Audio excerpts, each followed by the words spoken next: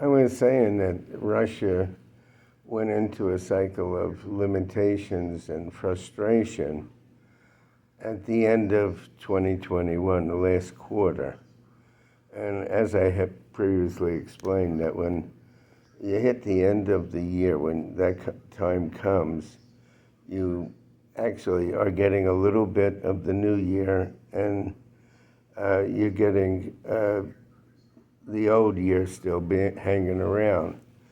And starting in the last quarter of 2021, going through 2022, Russia's in a period of limitations and frustration. And right now, from the end of May through June, they're in a period of change and things being unsettled, up in the air. And I understand with the news that Russia's been taking heavy losses, and so has Ukraine. And I don't think it was the piece of cake that Putin thought it was, that he figured he was going to go in there and get this over real quick. And now the war is prolonged, and it's probably more than he really bargained for. And I was saying on one of my videos that this young Russian soldier said he didn't want to die, that his country had sent him there, and he was only 20 years old. And he was afraid. I guess what happens is you're a soldier, and people that you know have died, and then you say, well, what are they dying for? You know, because some general on a table said you should be there, or some politician.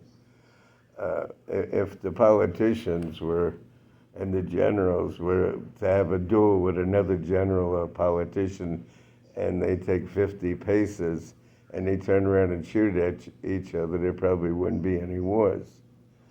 But if somebody doesn't go there and die for whatever reason it is, that somebody decided to start a war, they're called a coward. Well, I wonder if the generals and politicians would be very brave and do this dueling like they used to do.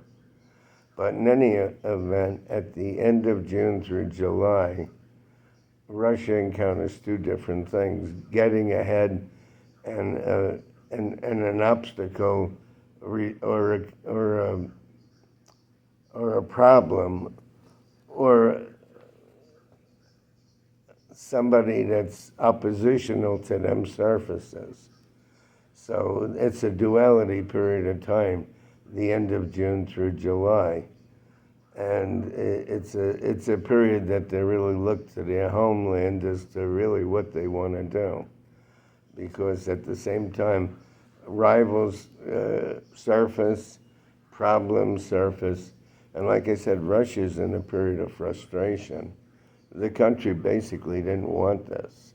They felt that things at home weren't too bad. You know, Russia's not a democracy where everybody gets good and plenty or opportunities the way they do in the United States, but nevertheless, they were relatively satisfied, and then they got involved with this war, which is taking heavy losses, and people get scared, they're worried. So let's see what happens. The end of June through July, they seem to be doing better, but also rivals surface.